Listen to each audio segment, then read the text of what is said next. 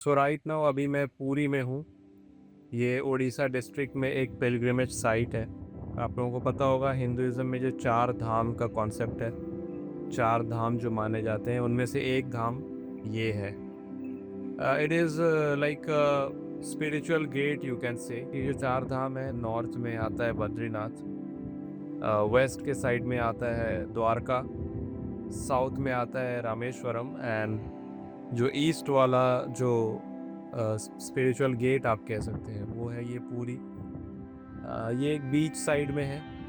तो पहली बार जब आप आते हैं पूरी तो सबसे पहले आपको बीच अट्रैक्ट करता है, समुंदर अट्रैक्ट करता है। But it is a pilgrimage site. Jagannath के टेम्पल के लिए ये काफ़ी फेमस है। जिस तरह से ही बाकी रिलीजन्स में इबादत का पहले जो एक प्यूरिफिकेशन का प्रोसेस होता है, जिस तरह से यहाँ पर भी है। एंड दैट्स वाई जो भी लोग पिलग्रिमेज या फिर इबादत के लिए आते हैं पुरी में, वो पहले समंदर से प्यूरिफाई करते हैं अपने आप को, स्नान करते हैं, then they go to the worship place. Jagannath जो डेटी हैं जो यहाँ पे पूजे जाते हैं, उनका जो टेम्पल है यहाँ पे, he is basically known as the lord of the universe. थोड़ा थोड़ा मुझे यहाँ पे बनारस का वाइब लग रहा है। मैं वाराणसी भी गया हुआ हूँ, तो वहाँ पे भी इसी तरह की स्ट्रीट्स हैं, इसी तरह के रास्ते हैं, इसी तरह का स्ट्रक्चर है। This building it feels like a set. ऐसा लग रहा है कि मूवी का सेट बना हुआ है। जितने यहाँ पे ब्रांड्स हैं, जितने कंपनीज दुकानें हैं, सबके कलर सेम है, सबका एक सेम थीम पे सारा कुछ बना हुआ है। And now here is the temple. On my back there is the Jagannath temple.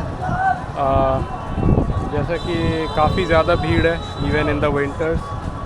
Continuously अगर कोई जाएगा तो ऑलमोस्ट 1-1.5 घंटे बाद ही वापस आ पाएगा। No, nothing is allowed, phone, camera, bag, जूते कुछ अलाउड नहीं है। And also it's not open for everyone, like only Hindus can go there. This is the temple which you can see. And पूरा यहाँ पे रश है, सारे लोग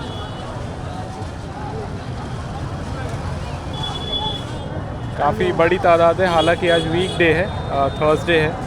एंड जैसा कि सुनने में आ रहा है अभी ऑलमोस्ट 12 बज रहे हैं, लेकिन और ज़्यादा भीड़ बढ़ने वाली है जैसा कि सब लोग कह रहे हैं।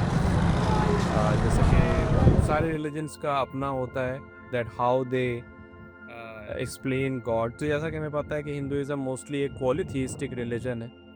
यहाँ पे गॉड को डिफरेंट डेटीज़ के ज़रिए रिप्रेजेंट किया जाता है।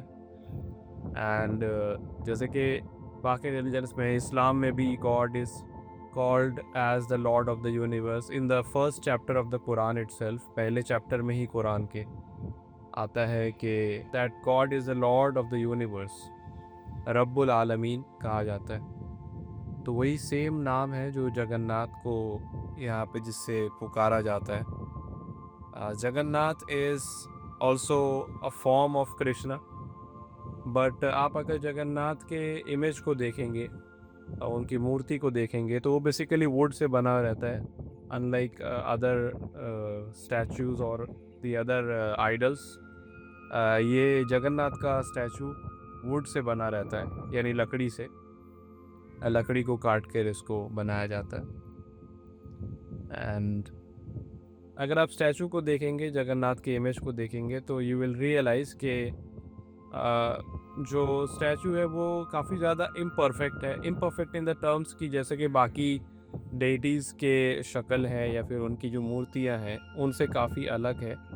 एक एब्स्ट्रैक्ट डिज़ाइन है, एक बनावट है। उस स्टैचू का, उस मूर्ति का देखेंगे आप, हाथ नहीं है, पैर नहीं है। तो यहाँ पे एक इम्परफेक्शन से रिप्रेजेंट किया जा रहा है। जैसा कि हम देखते हैं बाकी रिलीजन्स में परफेक्शन, गॉड के परफेक्शन की बात की जाती है, he is the all perfect being. And all perfect में भी ह्यूमंस कैन नॉट कंसिडर कि वो कैसा होगा।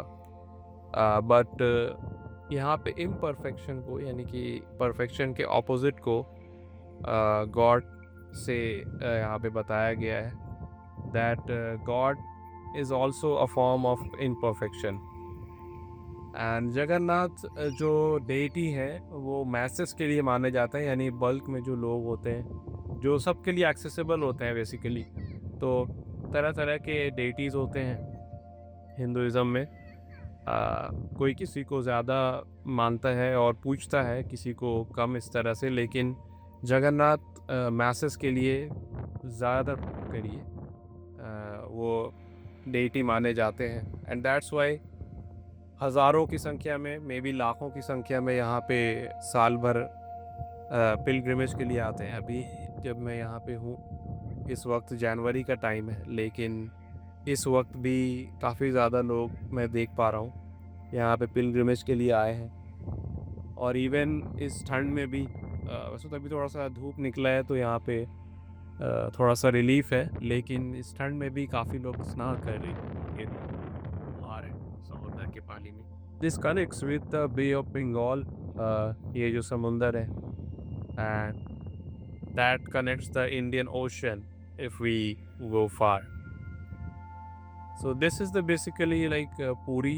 ये बहुत लोगों को लगता है कि पूरी कोई टूरिस्ट प्लेस है, हालांकि ये टूरिस्ट प्लेस नहीं, ये एक you can say this is a living culture और लिविंग प्रैक्टिस ऑफ हिंदुज़म, कि वो यहाँ पे हमेशा काफ़ी तादाद में लोग आते हैं पिलग्रिमेज के लिए। एंड जो टेंपल है, जगन्नाथ टेंपल, वैसे तो वहाँ पे नॉन हिंदूज़ अलाउड नहीं है, एंड उसको उतना उस तरह से डिस्क्रिमिनेशन के तौर पे भी नहीं देखना चाहिए, बिकॉज इवन बहुत सारे ऐसे भी रिचुअल्स हैं मंदिर में जो जिसमें इवन कुछ हिंदूज़ को भी अलाउड नहीं किया जाता है। सो ये हर जगह का अपना है। वैसे तो I personally believe that as a student of comparative religions, every religious place should be accessible to everyone. जो इस्लाम में मक्का है या बाकी साइट्स हैं, जैसे कि हिंदुज़म के सारे साइट्स हैं, तो सारे ही रिलीजियस प्लेसेस को सबके लिए एक्सेसिबल रहना चाहिए, आई पर्सनली बिलीव। बट अगर इन केसेस में नहीं है तो it's also fine, maybe there is some reason. And जैसे कि मैंने कहा कि बहुत वक्त ऐसा भी होता है कि बहुत से हिंदूज़ को भी एंटर करने नहीं दिया जाता कुछ ख़ास रिचुअल्स के टाइम में। तो ऐसा नहीं कि ये सिर्फ नॉन हिंदूज़ के लिए है। सो this is not a tourist place, you can say ये एक स्पिरिचुअल एक्सपीरियंस आपको देता है ये जगह। इट शोज़ कि वर्ल्ड के जितने रिलीजन्स हैं वो किस तरह से